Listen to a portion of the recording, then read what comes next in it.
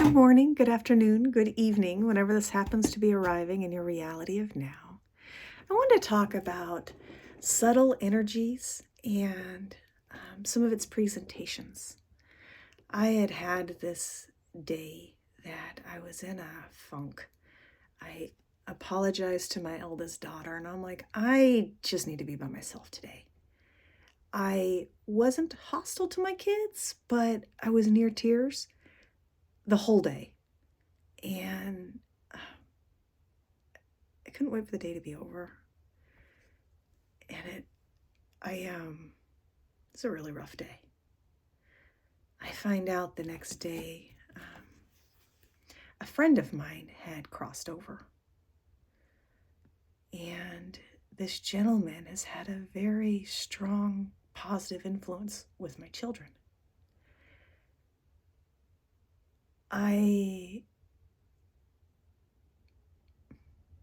The tears and the funk made sense. I don't believe birth or death to be accidental. I believe it to be on purpose and in perfect timing with divine order. The family is grieving. And I was thinking back to the first days after losing my chosen and my daughter, and that raw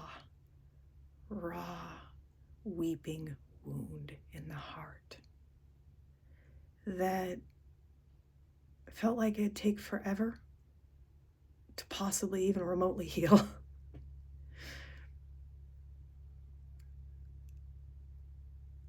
I was racking my brains about what we could do, how we could help, in what ways we could assist, and completely aware there's nothing. Well, picture them laughing, picture them happy, send encouraging, see them at peace. And when you speak to people that have lost someone, if you know them, tell them the things that you remember and the things that you like. Don't be sensitive to the subject. It's this person has and had an impact, and he will always have and had an impact on his family and his friends and those near him. I hear some sort of construction equipment backing up. I became really aware of how impotent it feels to not be able to help. It's like I just want to wrap them all in hugs and just stay there until all the tears are gone and they can smile again. When somebody loses somebody close to them, things like practical application, taking out their trash, walking their pets, the loose ends that are really hard to tie up, help them accomplish those, preferably with permission. What can I do to help is one of the hardest things. I heard so many people say that, and I was scrambled morning, unable to articulate, well, this would help. Well, there are some things I was able to articulate, this, and this.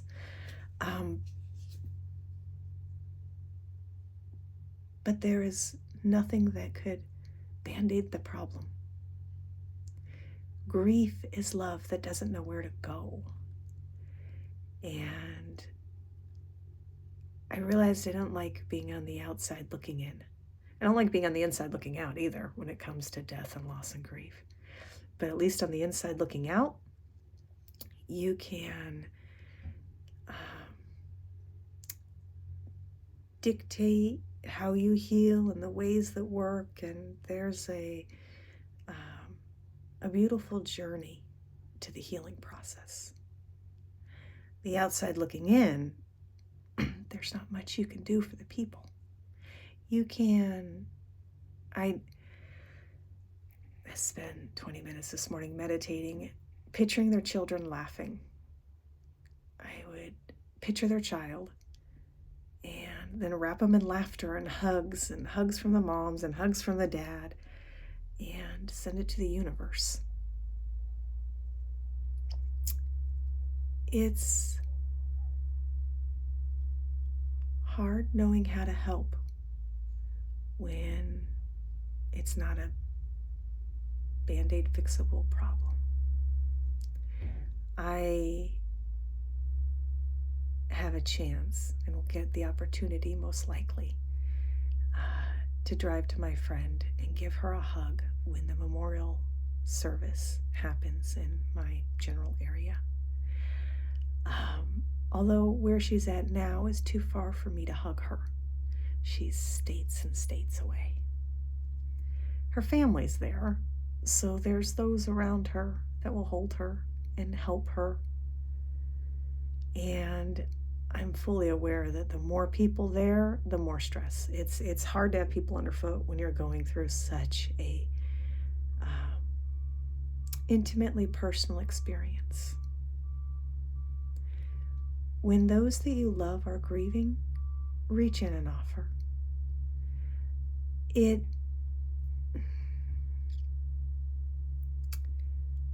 It's a healing journey, and if there's things that you could do to make it better, do it. Walking the dog, bringing food, a card, the favorite thing for me, I received letters from the people that my late husband helped. He was kind of your person in a 911, and he would stay steady in the chaos. That's such a gift. Not everybody can do that. I received letters of what he did, how it affected, and how it mattered. Hearing other stories about the love they carried for my late husband, I read those letters over and over and over. Now they're packed away, and I'm not looking forward to unpacking them because I'll probably look at them again. Grief comes in cycles, and it echoes.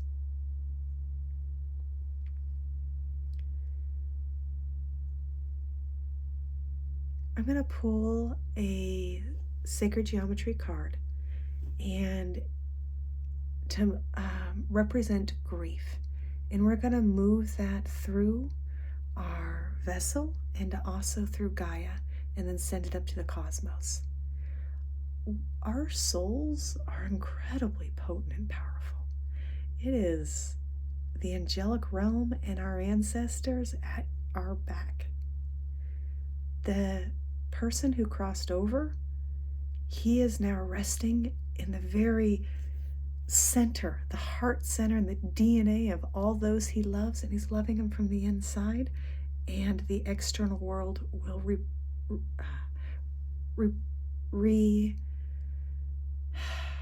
represent that, reproduce memories of. The lighter your heart, the more of a smile and a hug it feels. The heavier your heart, the more of a cause and effect of being in a depressed state. I had someone in my house today, and he saw some firefighting helmets, and he points to the wall, and he's like, "I like those firefighting helmets." And I was like, "Thank you, they belong to my late husband." It felt good to have them acknowledged. It's like, yeah, and the story and the sentimental reasons.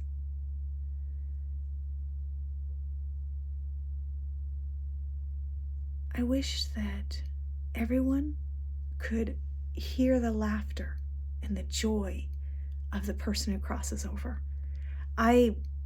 With my late husband, I feel the steady. I feel the connection. I feel the attention to detail. There's a lot of things that I feel. When it comes to my daughter, that's the joy and the laughter. It's loud. And it was a little bit hard on some of my grief cycles for her to be so happy. You pick God over me? Well, okay, I get that. And I love the fact we all have the same God. We all go to the same place. This is heaven on earth. And our loved ones have the ability to love us stronger when they cross over. I let my kids know when I'm not here, I'll be even louder. You'll feel, see, sense, and you'll know that you are loved. So, a card to represent grief. Interesting. Grief. Love that doesn't know where to go. Love that is stuck. I am probably going to have this posted in February. One, I don't wish the people that have experienced this so recently to see a video or reference or hear. This is their grief, their reality, their. I, yes, have opinions and thoughts and this is and that's and from my own experience, yada, yada, yada, yadas. That's all personal to me. Grief, mourning, loss, all those stages back and forth, it's very personal. And a little bit of time and distance always helps with that. Okay, bottom of the deck, intimacy. And what fell, forgiveness, intuition, 1202. All right, top of the deck is divine feminine. The feminine energy, it nurtures. It takes a little and it makes a lot. It gathers from the ethers and creates life. Gaia is our most steady mother. Forgiveness and intuition, grief. All right, I'm going to pull a card. One will represent Gaia, and I'm going to put that next to the forgiveness. And then next to the intuition, we're going to pull a card that represents the galactic help. Grief is a cycle. So Gaia. Reflection 33. 33 is a strong number. All right, galactic. Our galactic family. Expression supports our ability to bring out our true essence through many different forms of communication. Okay. We are going to connect to Gaia, and I'm going to be focusing on the pH of the blood. Our body in balance, it releases the toxins and it flows more smooth. In a anxious, depressed state, it muddies the blood, but muddies the waters. It makes things harder. It's harder to get up. It's harder to eat. It's harder to smile. It's harder, blah, blah, blah.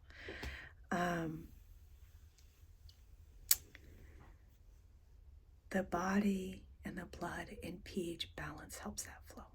So I'll be focusing on the blood. I'll be connecting to the crown chakra and to the base of the feet.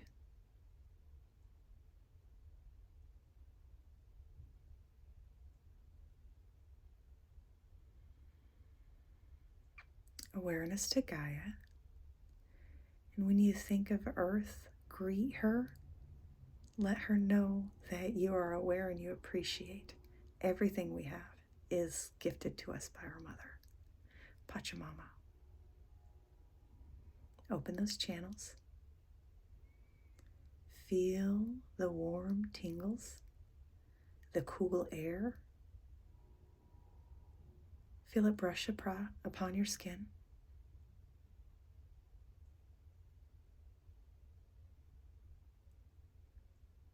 Moving up to the crown chakra.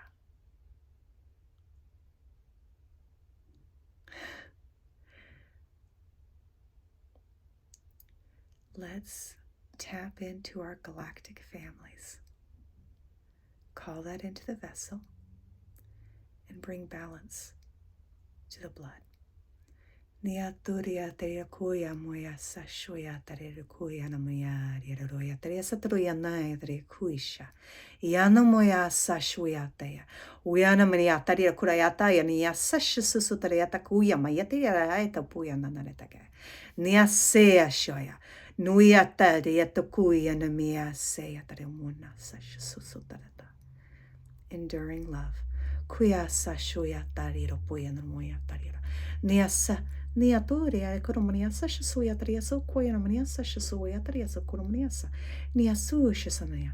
Niataria sotushu sutu shirkura padasa. Niaya totrena. Miasa shasasha.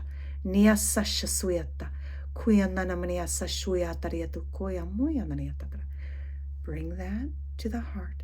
Kwasa shuyata. Lift it up to the heavens.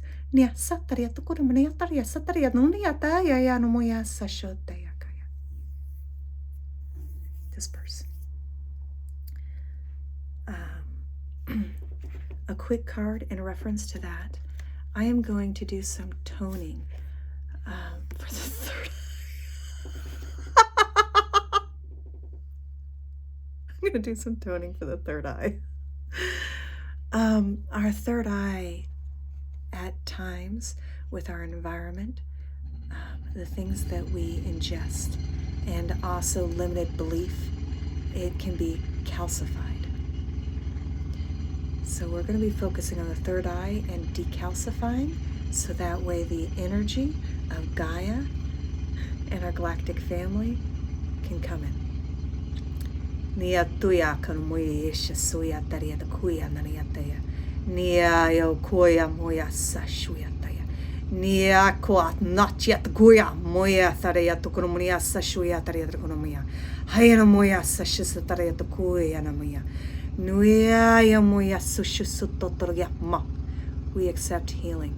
Koya taya shuya nanomia taria moya sashuyata. Nia sushamoniata. With the intelligence of the body.